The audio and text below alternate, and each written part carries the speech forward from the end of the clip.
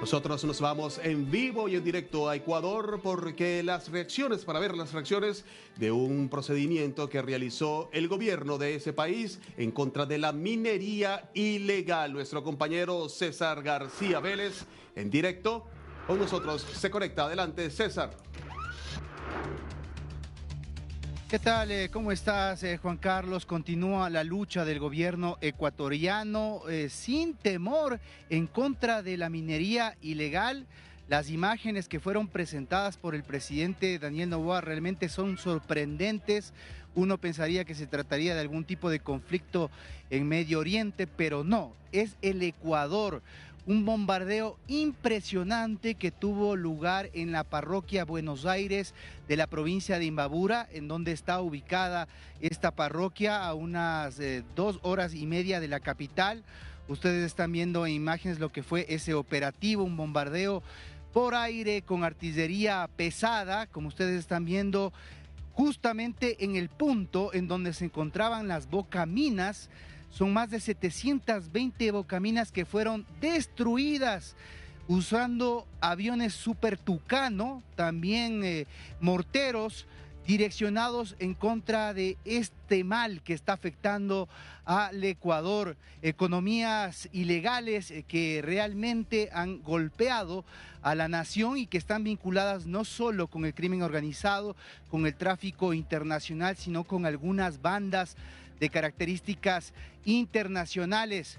Este operativo que ustedes están viendo estuvo acompañado de otro vía terrestre en la provincia de Carchi, en donde se ha logrado detener a 5 integrantes terroristas del grupo Oliver Sinesterra, alcanzando un decomiso de 2 fusiles, 15 alimentadoras, 7 cargadores, 910 municiones, Juan Carlos, además de 4 chalecos de combate utilizadas por las Fuerzas Armadas colombianas, lo cual da cuenta de la gravedad de lo que está pasando, porque esta provincia donde se bombardeó es justamente la que está sitiada por el paro nacional.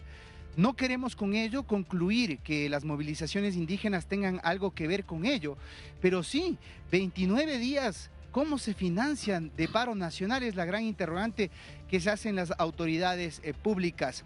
También en este marco de este ataque sorprendente que ustedes están viendo, se pronunció el presidente de la República en un mensaje enviado al presidente de los Estados Unidos, Donald Trump, en donde destaca la lucha incesante del gobierno nacional por acabar con esta zona que ya ha sido tomada por las Fuerzas Armadas de forma total. Ahí se va a instalar un destacamento. A continuación, revisemos lo que decía el presidente Noboa a través de su red social X, dirigiéndose al presidente Donald Trump.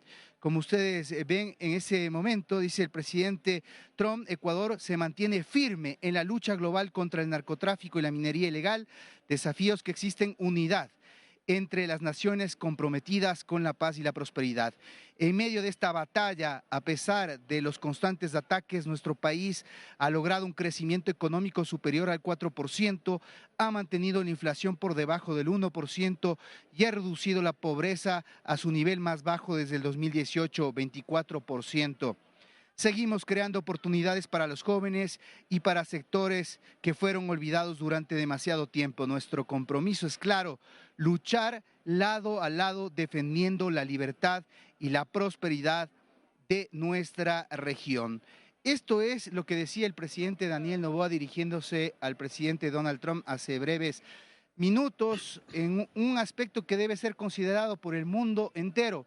Pues si bien se trata de una población que tiene el mismo nombre de la capital argentina, te quiero comentar, Juan Carlos, que Buenos Aires es la mina más grande de plata del mundo entero, la tercera en cobre y una de las más importantes en oro.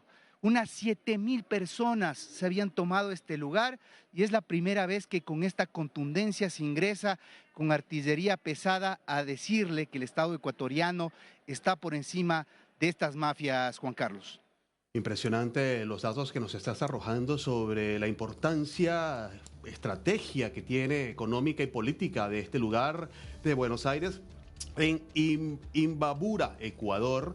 precisamente donde fueron destruidas más de 700 bocaminas en un ataque por aire y por tierra en ese lugar, César, y realmente nos sorprendieron mucho las imágenes, y es como tú dices, parecían imágenes que provenían de Oriente Medio, Oriente Cercano, y pues no, es acá mismo, en nuestro vecino Ecuador, en donde se están realizando este tipo de maniobras en contra de la minería ilegal. Sí, son casi 10 décadas, Sí. una década que se ha venido conociendo lo que estaba pasando en Buenos Aires. Yo lo describía en anteriores emisiones.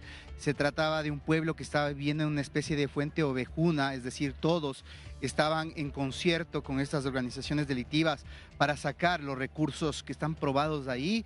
Otro dato que te puedo facilitar es que se calcula que las reservas minerales que tiene Buenos Aires alcanzan los 10.9 millones de toneladas de cobre y más de 23 onzas de oro, según lo dio a conocer el propio Consejo Ejecutivo de Sol Gold, que es un proyecto que se trataba de instaurar ahí. Es un proyecto relacionado con la explotación legal de minerales. El proyecto es Cascabeles, y cuando entró la minera legal a tratar de operar en tierra soberana del Ecuador, lo que recibieron fue una amenaza de muerte. Lo sacaron con armamento pesado, y es de ahí la importancia de que las Fuerzas Armadas hayan hecho este operativo. Primero destruyendo las bocaminas y luego simultáneamente desarticulando aquellas bandas que están ahí. Se va a instalar una base militar en ese lugar para que ya no puedan ingresar.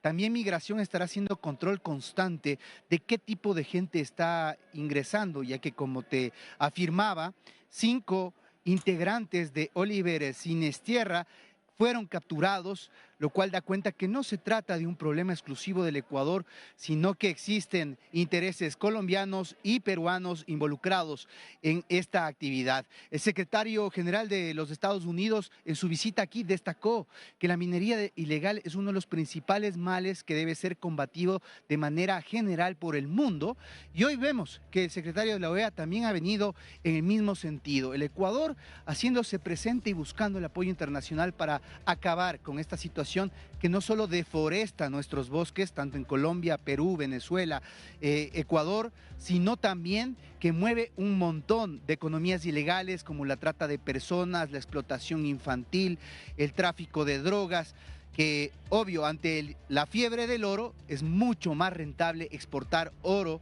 desde el Ecuador hacia distintas partes, fundamentalmente hacia la India y hacia China, que exportar cocaína, que claramente tiene mayores controles a nivel mundial, Juan Carlos. Hace pocos minutos el ministro del Interior, John Reinberg, declaró precisamente allí en donde tú te encuentras y hablaba precisamente sobre este ataque ante la pregunta que tú mismo le hiciste. Si nos puedes recabar o recordar a toda la audiencia de América Latina un poco sobre lo que el ministro del Interior de Ecuador te comentó hace pocos minutos a través de DiNews.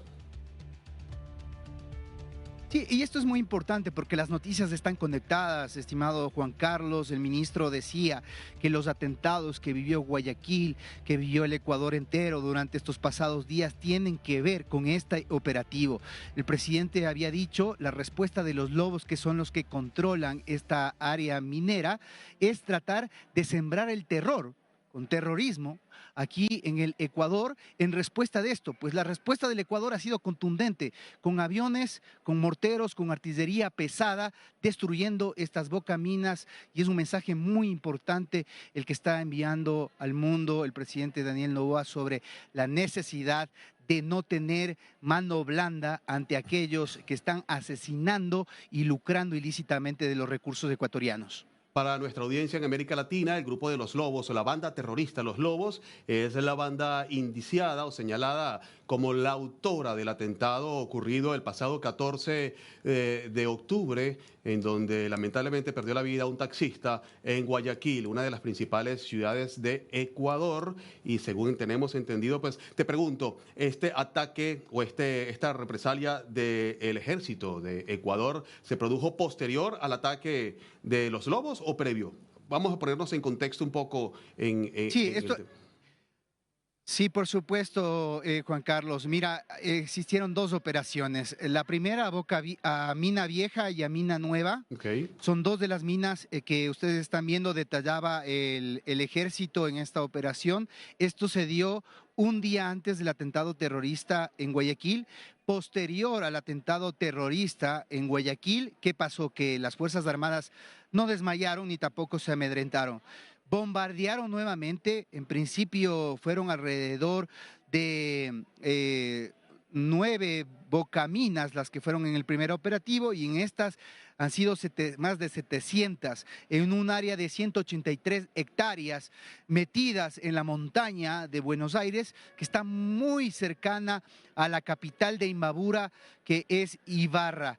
Estos aprovechaban obviamente que el Estado no estaba presente en este sitio para, a vista y paciencia de las autoridades de anteriores gobiernos, lucrar a través de la minería ilegal. Pues esto, ha dicho el ministro aquí en vivo con nosotros hace breves minutos, se acabó y no van a descansar hasta que la minería ilegal acabe. Esto ha pasado también en zonas como el Alto Punino, el límite con Colombia, también se está atacando en el Perú y la misma canciller ha hablado en el marco de su presidencia en la CAN sobre la necesidad de que Colombia, Perú y Ecuador, que son miembros de la Comunidad Andina de Naciones, hagan lo mismo para enviar un solo mensaje a estas economías ilegales.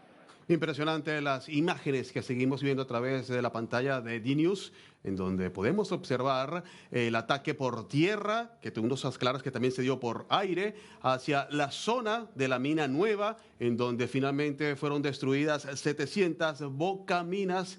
Esto es en una zona dominada por mafias que controlan la minería ilegal en Ecuador. Nuestro corresponsal, compañero César García Vélez desde esa ciudad, desde Quito, nos está ampliando todo este tema y poniéndonos en contexto sobre los hechos. Acaba de hablar precisamente con el ministro del Interior, John Reinberg, y toda esta información ustedes la van a poder seguir viendo a través de las redes sociales de DNews, @DNewsOK.